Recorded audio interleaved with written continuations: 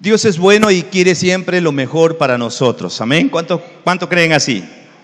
Dios es bueno, desea lo mejor para nosotros y quiere darnos lo mejor.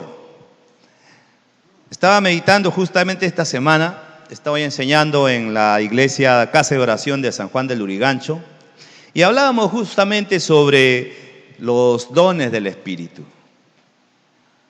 Y muchas veces la gente piensa que uno no puede ser espiritual y a la vez ser prosperado.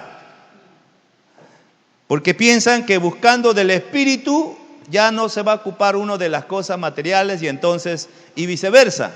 Si yo busco las cosas materiales, entonces no voy a dejar de ser espiritual. Pero la voluntad de Dios es que nosotros podamos, a la vez de ser espiritual, también ser prosperados. Porque justamente un hermano me preguntó eso.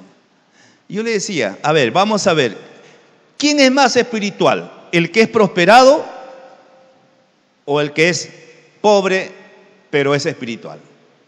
Yo le decía, mire, ¿cuáles son los frutos del Espíritu? Los frutos del Espíritu son amor, gozo, paz, paciencia, benignidad, bondad, fe, templanza, mansedumbre y otras cosas. Ahora, la pregunta es, si tú aplicas esos frutos del Espíritu en tu trabajo, ¿te van a ascender o no? Si tú aplicas esos principios, esos frutos del Espíritu en tu negocio, en tu empresa, ¿te vas a prosperar o no? Por supuesto. El ser espiritual es lo que nos da la prosperidad. El ser espiritual es lo que nos da la prosperidad. Pero ¿cuáles son los frutos de la carne? Enemistades, pleitos, celos, ira, enojo, contiendas, disensiones. Y yo le digo, si tú aplicas los frutos de la carne a tu negocio, ¿te va a ir bien? Por supuesto que no. Y de igual manera, si tú aplicas los frutos de la carne a tu familia, ¿te va a ir bien? Por supuesto que no. Entonces, si tú quieres ser prosperado, tienes que ser espiritual. Es decir, producir los frutos del Espíritu. Y automáticamente llega todo. Por eso el Señor decía, mas buscad primeramente el reino de Dios y su justicia, y todas las demás cosas serán añadidas. Entonces tenemos que ver, la bendición de Dios viene a través de nuestra transformación. La bendición de Dios viene a través de nuestra transformación. Yo conozco muchas personas con muy buenas intenciones de querer tener buenos negocios, buenas familias, buenas empresas, ser buena gente, pero ¿sabe qué? A través de la carne no se puede. Porque lo que va a sostenernos es las cosas espirituales. El Espíritu es como la columna principal. Jesús hablaba de la piedra de ángulo, ¿no? La piedra de ángulo era la piedra principal en toda construcción. Era la base. Igual manera también, si nosotros ponemos la base, las cosas espirituales, el resto va a venir por añadidura. Amén. Por eso tenemos que preocuparnos por las cosas espirituales y el resto viene por añadidura. Amén. Eso es así. Nada tiene que ver, hermanos. Muchas veces la gente piensa que si tú estás siendo prosperado es porque seguramente que no estás yendo a la iglesia, seguramente que te estás trabajando horas y yo me pongo triste porque yo sé el futuro de algunas personas que conozco. Sé el futuro. ¿Y cómo usted puede decir? Y pastor, ¿usted ve el futuro? ¿Cómo es? Dios le dice, no. Solamente a través de ¿qué? De sus patrones de vida. Usted puede ver el futuro de la gente a través de sus patrones de vida. Y me da tristeza porque yo sé cuál va a ser su futuro. Y usted también lo sabe. Porque solamente se necesita tener, ¿qué cosa? Sentido común. Por ejemplo, hay un viejo dicho: dime con quién andas y te diré quién eres. Eso ustedes lo saben. Y usted sabe que si sus hijos andan en mala junta, ¿van a terminar bien? Mal. Porque usted sabe cuáles son sus patrones de vida. De igual manera, usted sabe que si sus hijos no son responsables, se van a meter en un sinfín ¿de qué? De problemas. Así es. Porque usted sabe que si esa persona no cambia de actitud, le va a ir mal en la vida. Por eso el cambio, muchas veces, miren, muchos de nosotros queremos: Señor, cambia a mi marido, Señor, cambia a mi jefe, Señor, cambia a mi pareja, Señor, cambia a mis hijos, Señor, cambia a mi jefe, Señor, cambia al pastor. Así es. Y el problema no está afuera, el problema está en ti. Dígale que está a tu costado: el problema está en ti. Así es. El problema está en nosotros. Pero ¿cómo vamos a construir entonces una vida plena? Es ocupándonos de las cosas de Dios. Hermanos, ocupándonos de las cosas de Dios. Cuando yo veo una familia que empieza a flaquear espiritualmente, ya no lo vemos de vez en cuando nomás por la iglesia, cuando hay alguna comida, cuando hay alguna reunión especial, nada más, o cuando hay un problema o una enfermedad, yo ya estoy viendo en qué va a terminar eso. Porque lo que nos da consistencia a nuestra vida es nuestra relación con Dios. Eso es lo que nos da consistencia, fortaleza, eso es como dice en Salmo 1, bienaventurado el hombre que no anduvo en consejo de malos. Y dice también, sino que en la ley de Jehová está su delicia. Medita en ella de día y de noche. Será plantado como árbol junto a corriente. Un árbol que no está plantado junto a la corriente, sino que está en el desierto. ¿Usted sabe cuál es su futuro? Por supuesto. Así es. Usted va a saber su futuro porque sabe que no está recibiendo ¿qué cosa? Agua. Agua que es vida. Y eso es lo que pasa cuando alguno de nosotros empezamos a flaquear espiritualmente. Yo ya veo dónde va a terminar. Ya veo dónde va a terminar. ¿Por qué? Porque no se necesita ser adivino. Por eso Dios nos dice, hermanos, que nosotros tenemos que establecer claramente nuestra vida en Cristo Jesús, que es la roca firme.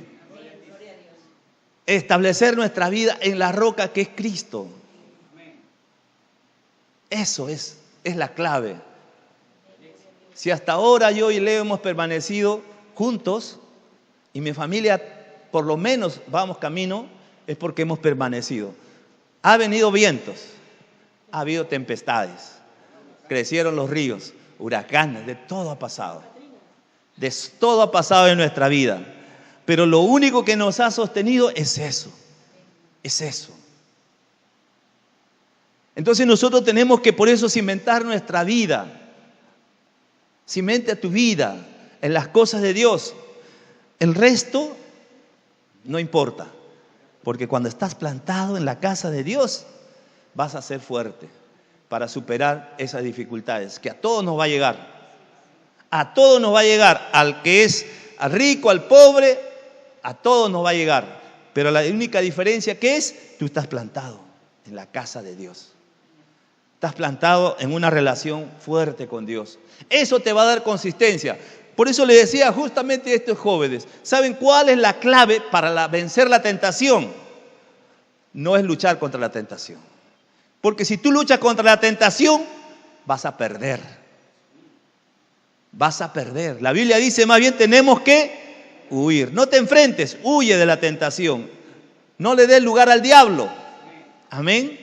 Y más bien lo que sí tienes que hacer es plantarte en la casa de Dios. Buscar a Dios.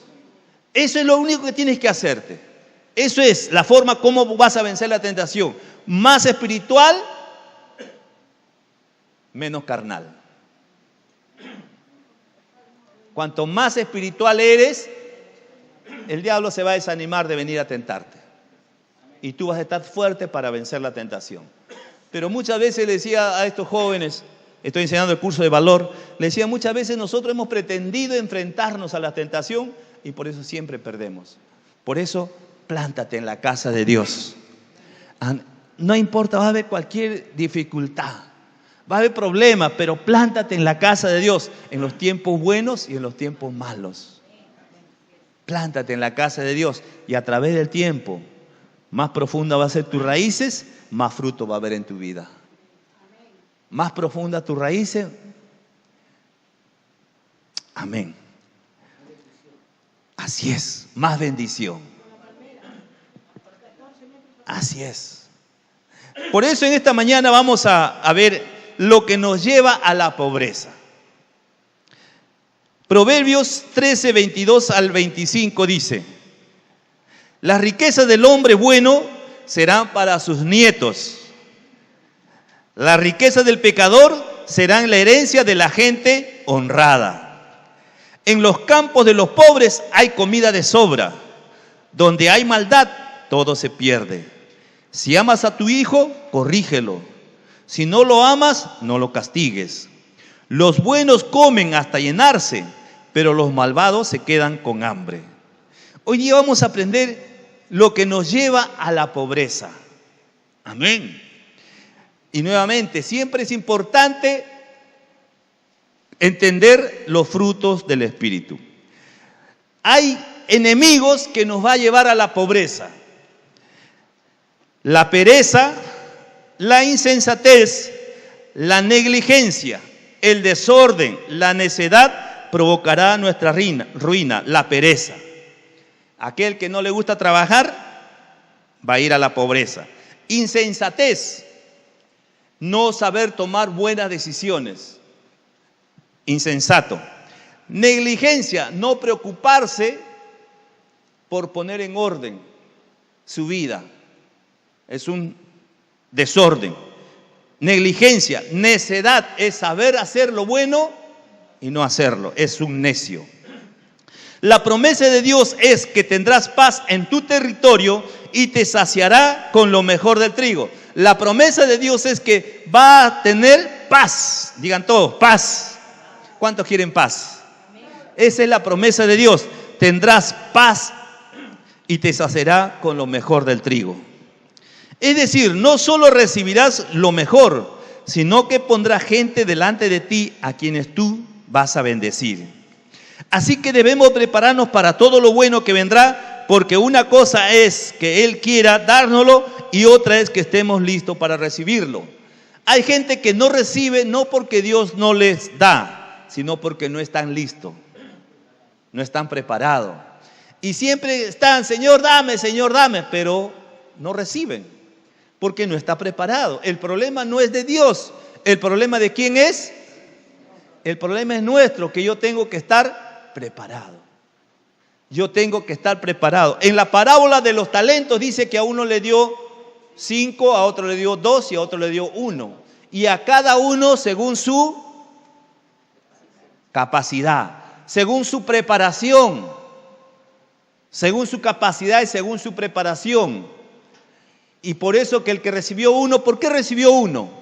¿Porque Dios era injusto? Porque no estaba preparado.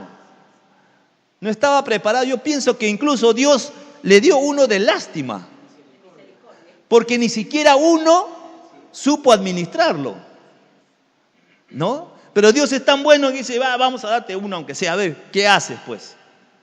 Pero ni siquiera 1 supo administrarlo. Por eso el problema no está en Dios, el problema está en nosotros. Dios quiere bendecirnos, Dios quiere proveernos, Dios quiere suplir todas nuestras necesidades, pero nosotros no estamos preparados. Por eso tenemos que prepararnos, sobre todo espiritualmente. Porque le digo con toda sinceridad, si usted da a una persona que no está preparada, usted va a hacer una mala inversión. Si usted da algo, encarga algo a una persona que no está preparada, lo va a perder, lo va a destruir, lo va a malgastar, porque no está preparada. Por eso eso es lo que yo pretendo darles a cada uno de ustedes. Que se preparen para recibir las cosas de Dios. Dios quiere darnos cosas buenas, pero tenemos que estar preparados. Amén. Punto A. Lo primero es dejar la pereza a un lado. Digan todos, la pereza.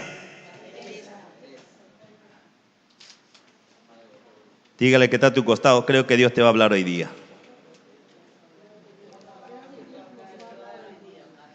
Eclesiastés 10:18, ¿qué dice?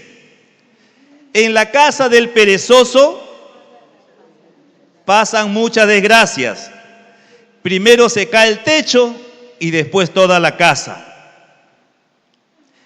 En casa del perezoso pasan muchas desgracias. Primero se cae el techo y después toda la casa. Sabemos que la pobreza no es buena ni deseable. A nadie le gusta pasar penas para proveer a su familia o para realizar sus sueños. Por tanto, es necesario quitarnos de la cabeza la idea de que prosperar no es bueno. Dice, si consideramos que estar económicamente bien no es necesario, ¿por qué envías a tu hijo al colegio? Si es bueno ser pobre, pidamos al gobierno que baje el salario mínimo, pero no es bueno.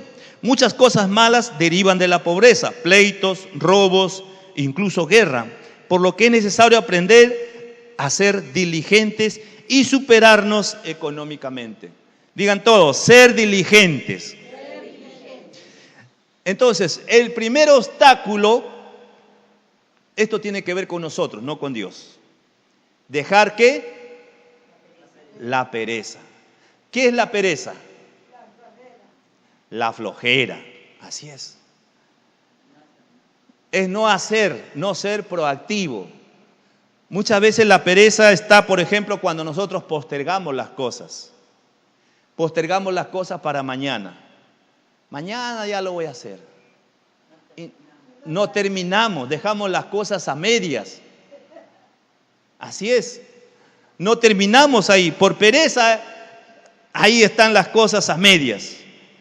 Todas las cosas, hermanos, miren, muchas desgracias, dice, ocurren en la casa del perezoso.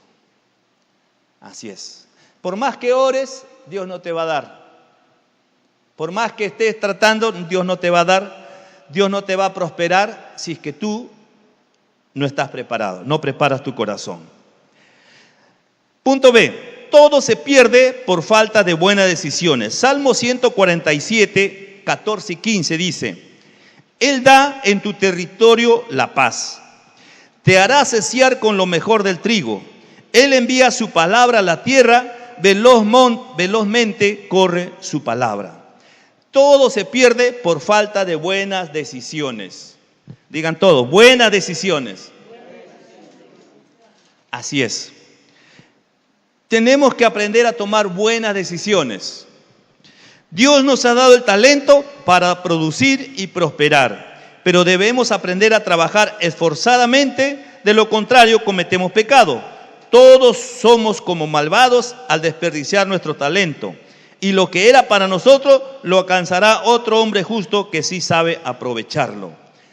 Necesitamos aprender a tomar buenas decisiones. Buenas decisiones son tomar decisiones correctas. Saber tomar decisiones correctas. Y eso está en todas las cosas. Decisiones correctas. Desde escoger la pareja. Yo creo que esa es una de las decisiones más difíciles que yo tuve que tomar. Más difíciles. Porque es ahí donde más trabaja la carne, pues, ¿no? Y la carne, nosotros los hombres vemos lo externo nada más. Y algunas veces fui tentado. para fijarme en chicas que no son cristianas, por ejemplo. Pero como todos, yo también pensaba que,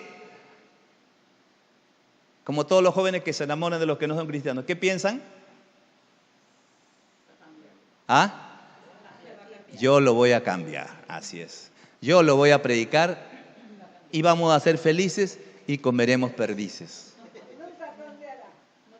Ajá. Pero eso es lo que pensamos. En nuestras fuerzas. Por eso, en Dios, en Dios, en Dios tenemos que tomar todas nuestras decisiones de acuerdo al consejo de Dios. Amén. Puede haber, por ejemplo, oportunidades de negocio.